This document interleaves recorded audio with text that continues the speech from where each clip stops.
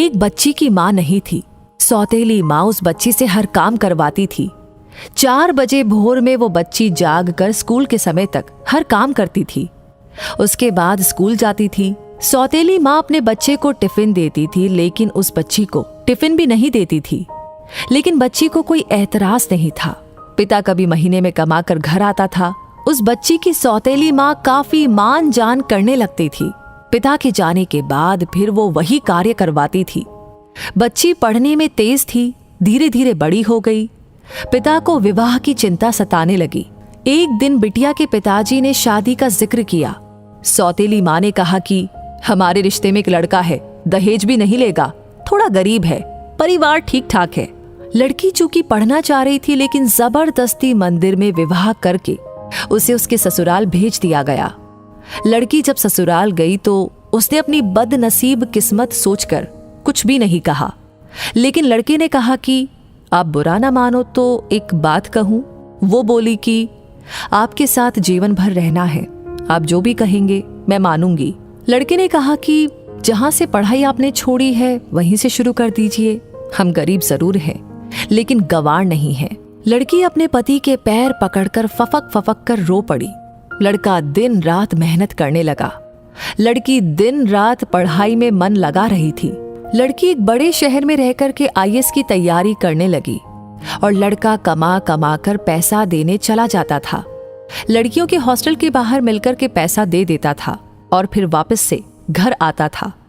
लड़की आईएएस में सिलेक्ट हो गई। वो आईएएस की ट्रेनिंग पर चली गई और किसी दूसरे प्रदेश में डीएम बन गई।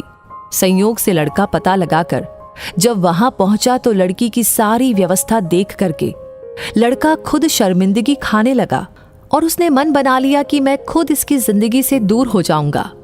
लड़की की मां की तबीयत खराब थी। लड़का हफ्ते भर से मिलने के लिए प्रयास कर रहा था, लेकिन कोई मिलने नहीं दे रहा था। ठंड का मौसम था। डीएम साहिबा का कंबल वितरण का होर्डिंग लगा था। वो सवेरे से लाइन लगाकर खड़ा हो गया, जिसमें 5 गरीब चुने गए। उसमें वो लड़का भी था। डीएम साहिबा गाड़ी से उतरी और एक एक करके कंबल देना शुरू किया। जब 5वें आदमी को कंबल देने की बारी आई, वो लड़का अपना मुंह तौलिए से बांधे खड़ा हो गया। डीएम साहिबा जैसे ही कंबल हाथ में दे रही थी, लड़के की आंखें नम हो गई और धीरे से बोला कि डीएम साहिबा, हमारी माँ की तबीयत खराब है, माँ को यहीं लाया हूं। आप सरकारी अस्पताल में फोन कर दीजिए जिससे मेरी माँ का सही इलाज हो सके। डीएम साहिबा आवाज को पहचान गई और हाथ पकड़कर फफक कर रो पड़ी और बोली कि आप कब आए, मुझे बताया क्यों नहीं, माँ जी कहाँ है। उसने इशारा किया। इतने में वो खुद चल दी, अपनी गाड़ी में सबको बैठाया, अपने घर ले गई और सबके लिए ठंड के कपड़े खरीदे। लड़का बोला कि आप बहुत बड़ी अधिकारी हो गई हैं। तो वो बोली कि तो क्या हुआ, आप हमारे पति थे और हैं। आप लोगों को हम कैसे भूल जाएंगे। आप मेरे लिए दिन रात मेहनत करते थे। ये आप ही की देन है कि मैं यहाँ पर खड़ी हूँ। ये सुनकर लड़की की आंखें नम हो गई।